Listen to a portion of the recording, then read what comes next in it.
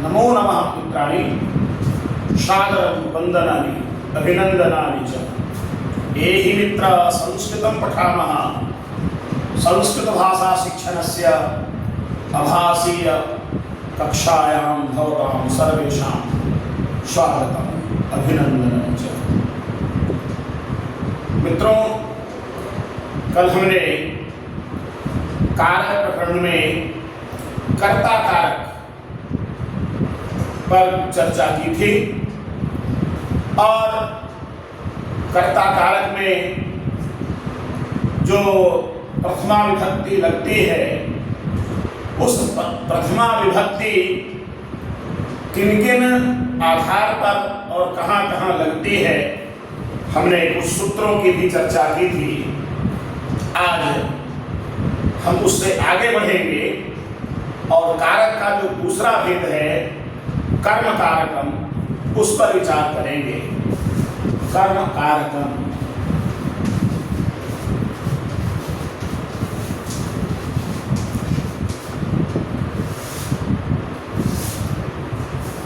तो स्वतंत्र कर्ता, हमने कर्ता की परिभाषा सीखी थी और यहाँ कर्म में भी कर्म की परिभाषा है। वह परिभाषा है कर्तो रिपुसित तमम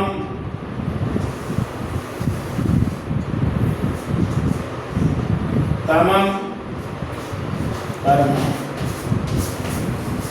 कर्तो रिपुसित तमम कर्म अर्थात कर्ता को जो इप्सित है, सबसे अधिक जिसकी इच्छा है,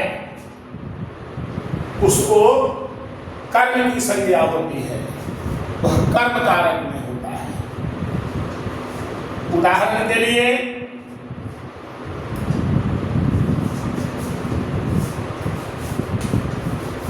रामः वनं गच्छति। राम करता है और गच्छति क्रिया है, किंतु कहाँ जाना अभिष्ट है राम को। जो करता है उसका इप्सित तब क्या है, कहाँ जा, वह प्राप्त करना चाहता है किसको, तो है वनम, वन को। इसलिए वनम पद कर्म कारक में है। बहुत सारे उदाहरण हैं। मोहनः ओदनम खादति, ये ओदनम कर्म कारक में है। बालकः विद्यालयं गच्छति, यहाँ भी विद्यालयं कर्म कारक में है। और कर्म कारक में द्वितीया विभक्ति होती है।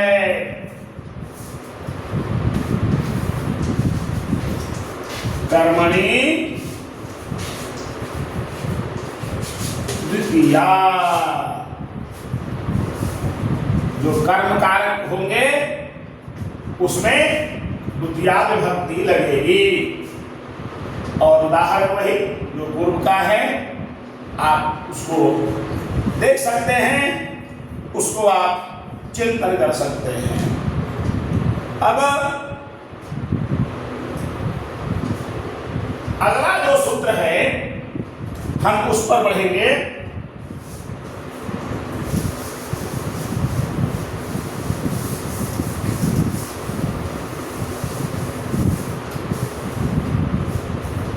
तथायुक्तं चादीप्सितम्,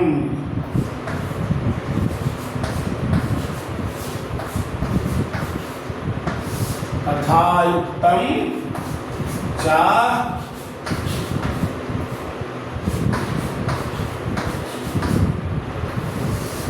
तथायुक्तं चादीप्सितम्। ये क्या करता है कि इप्सित नहीं है फिर भी हो जाता है। ईप्सित कुछ और है। ईप्सित के साथ युक्त होने पर तथा युक्तम, जो अभिष्ट है वो तो है ही, लेकिन अभिष्ट की प्राप्ति के साथ साथ कुछ और हो जाता है स्वयं, वहां भी द्वितीया विभक्ति ही होगी, यानी कर्म कारक ही होगा। जैसे उदाहरण के द्वारा समझिए, ग्रामं गच्छन् तृणं स्पृशति। ग्रामं गच्छन् तृणं स्पृशति। तो इसमें अभिष्ट क्या है? तो गांव, तो उसमें भी द्वितीया विभक्ति है, और यहां त्रिणम हो गया है, चलते हुए घास छुआ जा रहा है, घास का स्पर्श कर ले रहा है, इसलिए इसमें भी द्वितीया विभक्ति हुई। ग्रामं गच्छन् तृणं स्पृशति। इसी तरह यहां चानिप्सितम, ये घास छूना उसका अभिष्ट नहीं है, लेकिन छुआ जाता है, हो जाता है, इसलिए यहां भी द्वितीया है। एक और उदाहरण, ओदनम भुञ्जानः विषम भुङ्क्ते।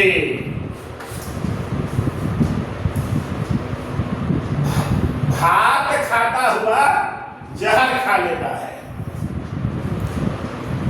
तो खाना उसका अभिष्ट क्या है?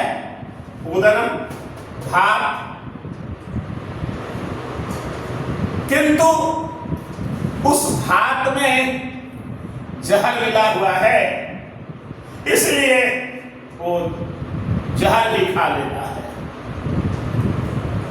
हालांकि जहर खाना उसका अभिष्ट नहीं है, ईप्सित नहीं है, इसलिए काम हो जाने के कारण उसमें भी, यहां भी द्वितीया और इसमें भी, विषम में भी द्वितीया विभक्ति हुई। ये उदाहरण है तथा युक्तम चानिप्सितम।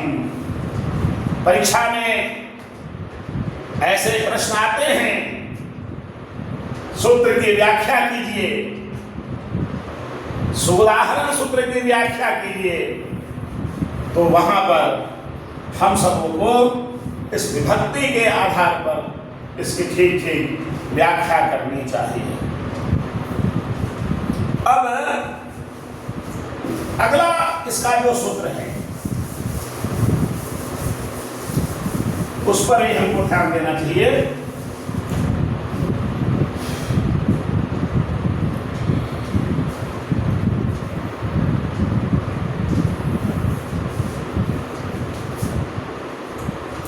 सूत्र है अभितः परितः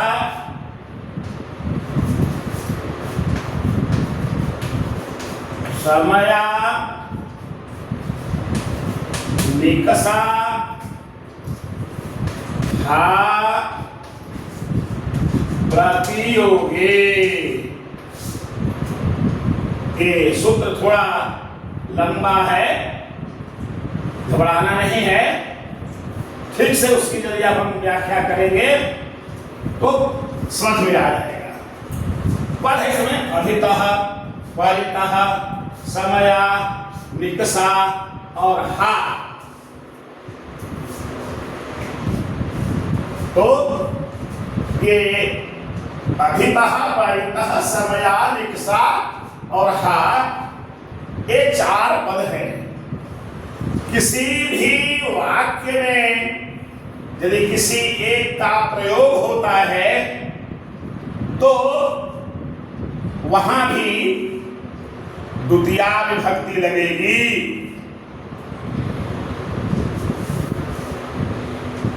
जैसे हम वाक्य है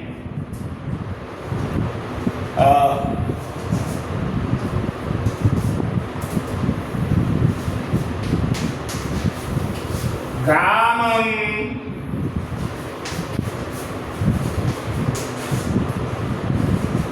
अभितः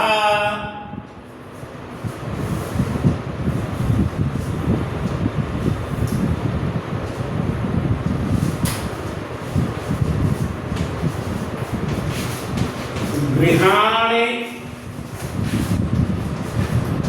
सन्ति। ग्रामं अभितः गृहाणि सन्ति। अभितः का अर्थ होता है दोनों। तो इस वाक्य का अर्थ होगा कि गांव के दोनों ओर घर हैं। सामान्य रूप से जब हम कारक देखेंगे तो गांव के यहां षष्ठी होता है, ग्रामस्य होना चाहिए, किंतु षष्ठी नहीं होगी। क्यों? क्योंकि आगे ये अभितः पद लगा हुआ है, इसलिए ग्रामस्य न होकर के ग्रामम ही होगा। इसी तरह से परितः का उदाहरण देखिए।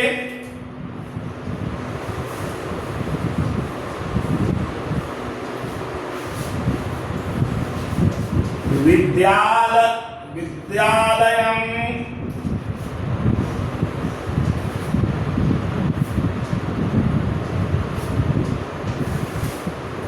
परितः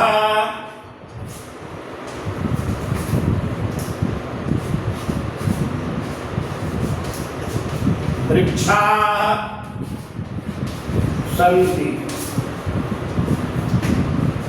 विद्यालयं परितः वृक्षाः सन्ति। परितः मतलब चारों दिशाओं में। तभी विद्यालय के चारों ओर वृक्ष हैं। विद्यालय के चारों ओर वृक्ष हैं। यहां भी विद्यालय के षष्ठी होनी चाहिए, किंतु परितः पद के प्रयोग के कारण जैसे ग्राम में द्वितीया है उस तरह विद्यालय में द्वितीया है। अब तीसरा जो उदाहरण है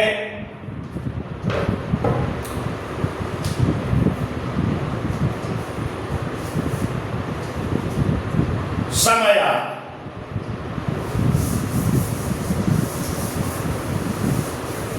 और निकषा।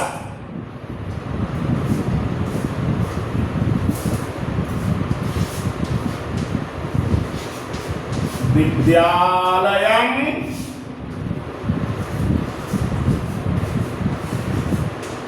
समय, निकषा भी आप जोड़ सकते हैं, क्योंकि दोनों का अर्थ एक ही होता है।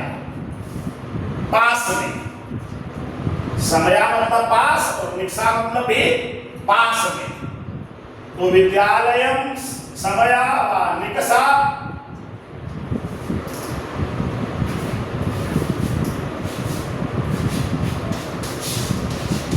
क्षेत्राणि सन्ति। यानी विद्यालय के पास खेत हैं। जहां विद्यालय है उस स्थान पर खेत है। और भी उदाहरण लिख सकते हैं। विद्यालयम समया निकषा ग्रामम अस्ति। गांव के विद्यालय के पास गांव है। ऐसे बहुत सारे उदाहरण हैं जिसे के द्वारा आप इस सूत्र की व्याख्या को समझ सकते हैं। और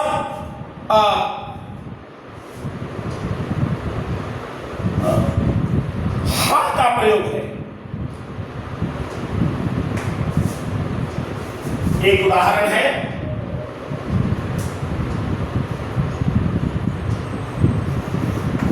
हा कृष्ण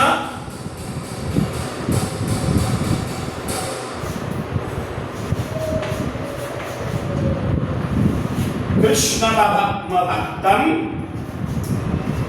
नरम।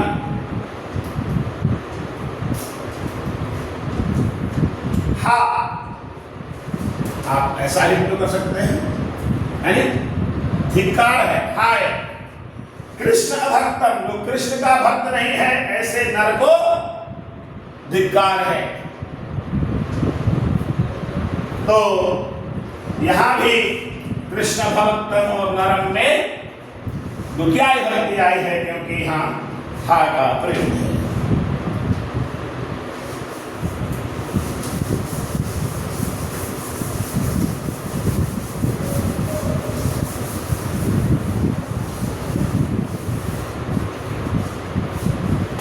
मित्रों, इसके अलावे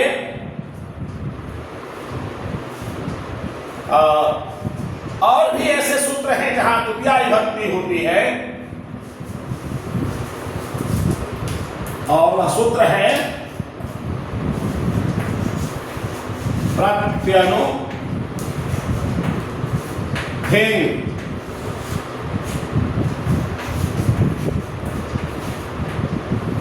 निकषांतरा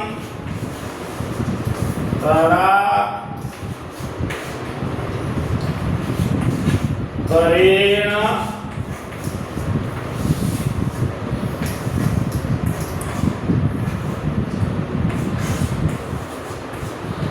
यावद्भिः प्रत्यनुधिंग निकषांतरांतरेण यावद्भिः। अब इसमें अलग अलग है, संधि क्या हुआ है, तो प्रति अनु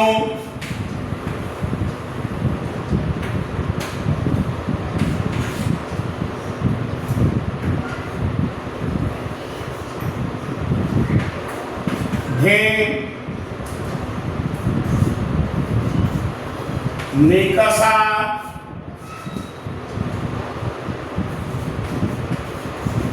अंतरा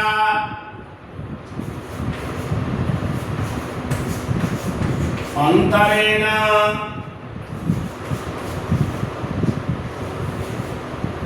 यावत्। ये 1 2 3 4 5 6 7 ऐसे पदों का प्रयोग हुआ है। प्रति भी उपसर्ग है, अनु भी उपसर्ग है।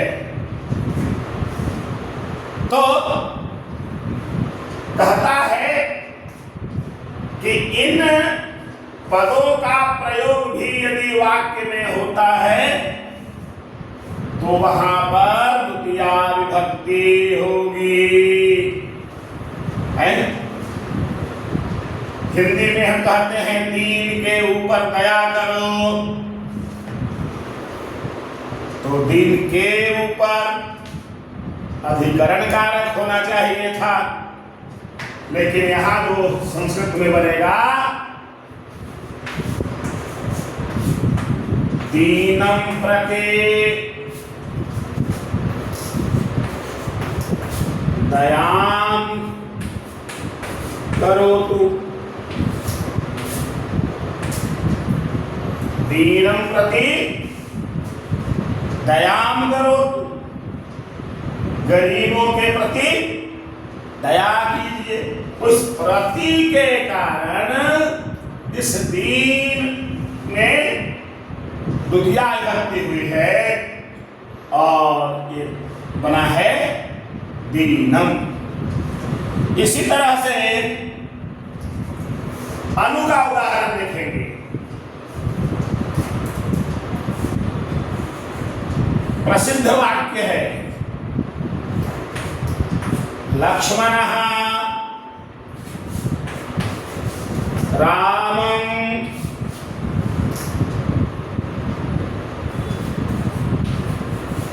अनुगतः।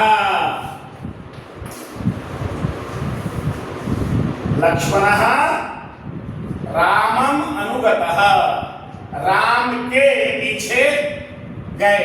लक्ष्मण राम के पीछे गए। यहां अनु का प्रयोग है, इसलिए रामम में द्वितीया विभक्ति होती है। और अब धिक् के योग में यहां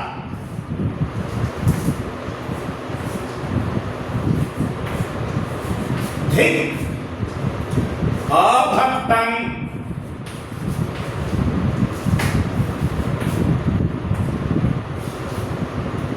धिक् अभक्तम, जो भक्त नहीं है, जो नास्तिक है, ईश्वर को नहीं मानता है, उसको धिक्कार है। और ये निक्सा हमने जो तथा युक्तम चारिप्सितम जो हम पढ़ रहे थे, ये अभितः परितः समयानिक्सा, उसमें हमने इसका उदाहरण देखा था। तो उसकी बहुत अधिक आवश्यकता नहीं है। मित्रों, इस धिक् के बारे में एक जो बात आती है वह भी मैं बता देना चाहूंगा कि प्रयोग जब होता है तो यह धिक् का जो प्रयोग है इसमें कभी कभी प्रथमा विभक्ति भी हो जाती है और संबोधन भी हो जाता है। जैसे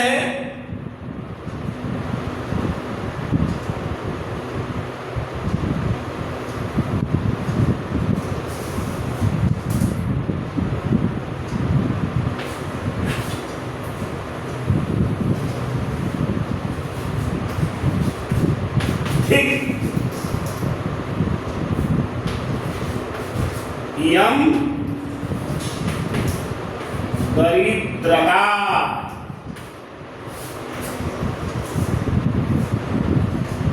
ये यम और दरिद्रता ये धिक् के कारण ये प्रथमा में है। कभी संबोधन में भी हो जाता है।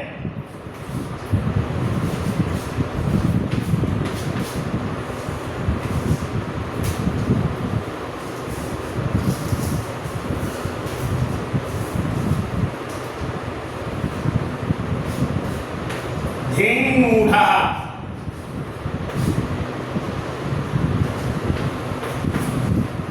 ये संबोधन में है।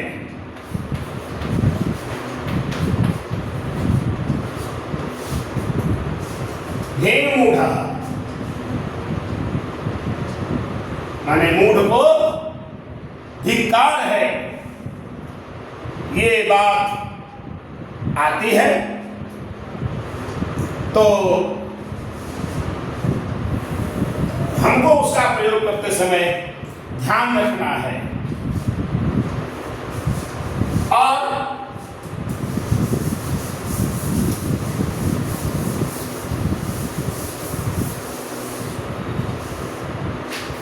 निकषा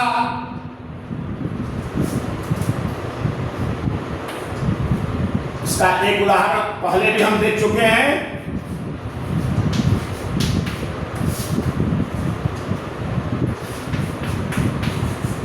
ग्रामम निकषा नदी अस्ति। ग्रामम निकषा नदी अस्ति अर्थात गांव के पास निकट नदी है। तो निकषा के कारण इस ग्रामम द्वितीया विभक्ति हुई, नहीं तो नियम जो कहता है कारक का उसके आधार पर षष्ठी होनी चाहिए थी, किंतु निकषा पद के प्रयोग के कारण यहाँ पर ये द्वितीया हुई है। और इसी तरह से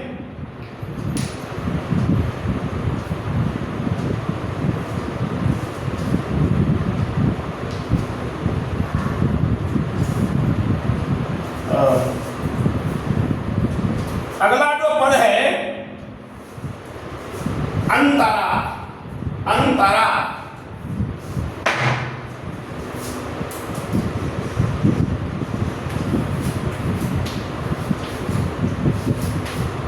यानी बीच में, बीच में।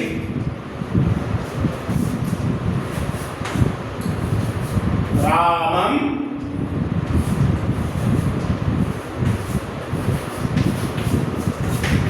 लक्ष्मणम अंतरा सीता अस्ति। राम और लक्ष्मण के बीच में सीता है। यहां भी अंतरा पद के का प्रयोग होने के कारण रामम और लक्ष्मणम में द्वितीया विभक्ति हुई है। और फिर अंतरेण, ये अंतिम है पद।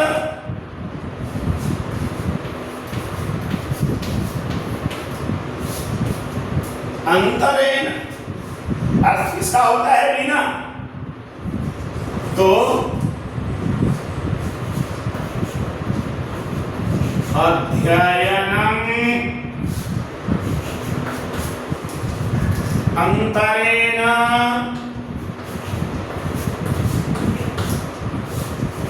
सफलता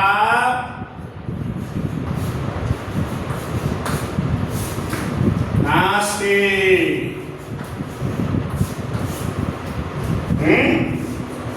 अध्ययनम अंतरेण सफलता नास्ति।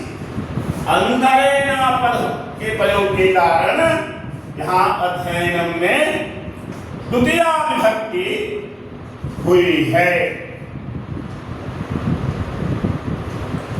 मित्रों, अब आगे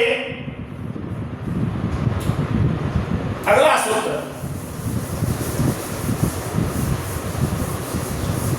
कि और द्वितीया विभक्ति कहां कहां होगी। कर्म कारक और कहां कहां होता है।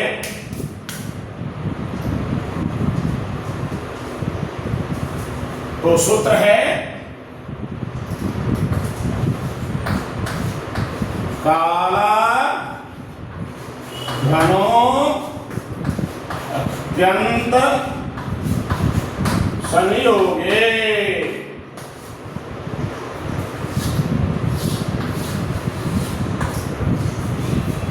अर्थात काल मतलब कालवाची और अध्वन माने मार्ग, मार्गवाची। कालवाची और मार्गवाची, काल और मार्ग, ये अत्यंत संयोग यानी कभी खत्म नहीं होता, बीच में कोई टूटता नहीं, लगातार चलता रहता है। तो वहां भी द्वितीया विभक्ति होती है। उदाहरण,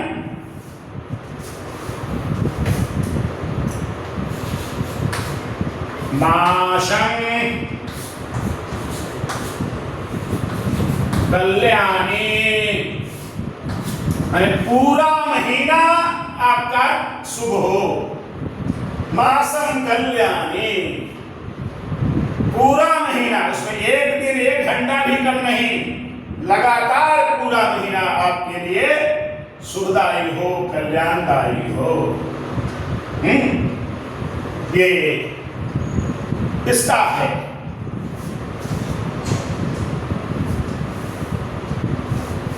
मार्गवाची में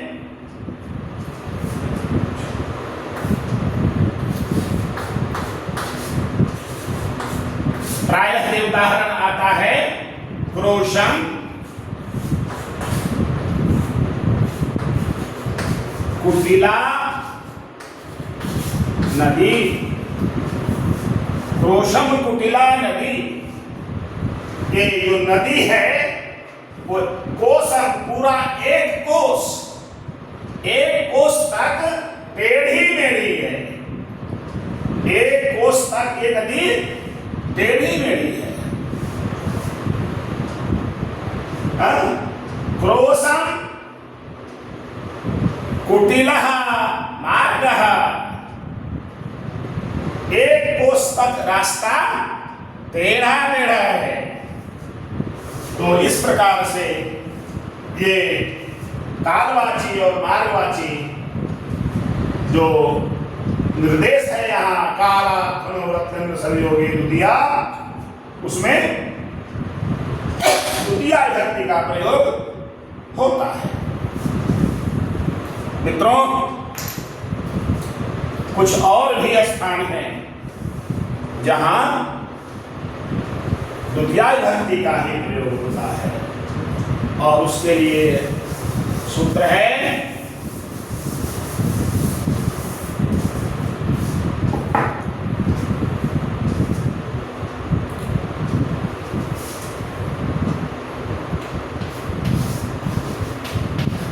क्रिया विशेषणे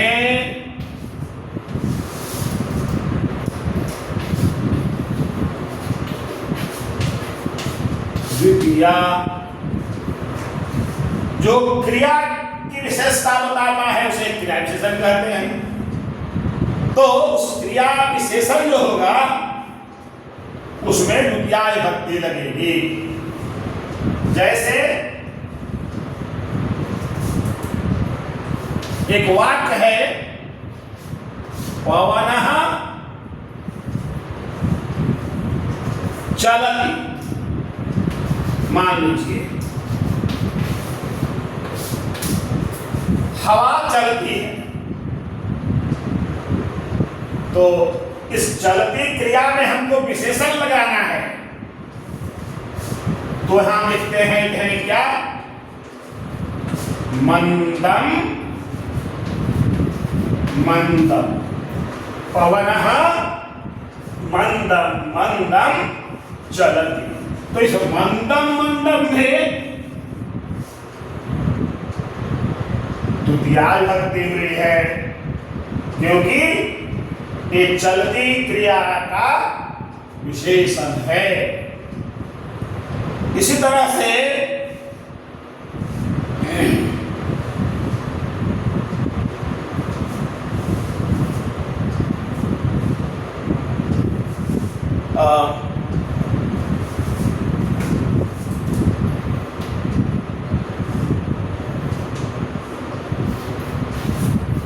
गीता गायति,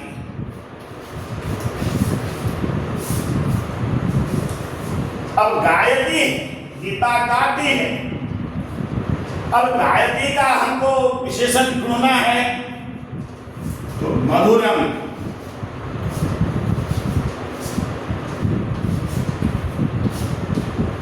गीता मधुरम गायति, गीता मधुर गाती है। बड़ा मीठा गाती है, हैं? तो ये क्रिया विशेषण गायत्री क्रिया के उदाहरण हैं। ऐसे बहुत सारे उदाहरण आप जब अपने पाठ्य पुस्तकों को देखेंगे तो आपको प्राप्त होगा। कुछ और भी सूत्र हैं जिसके आधार पर द्वितीया विभक्ति ही होगी, उसको हम अगली कक्षा में समझने का प्रयास करेंगे। आज के लिए इतना ही। और हमारा यह जो आभासीय कक्षा है आपको कैसा लग रहा है, अपनी टिप्पणी आप जरूर लिखिए, अपना कमेंट्स जरूर लिखें। वीडियो को पूरा देखें, अपने मित्रों को भी देखने के लिए शेयर करें। और अभी तक यदि हमारे चैनल को आपने सब्सक्राइब नहीं किया है तो उसे सब्सक्राइब करें। आज का तक इतना ही। तब तक के लिए नमो नमः।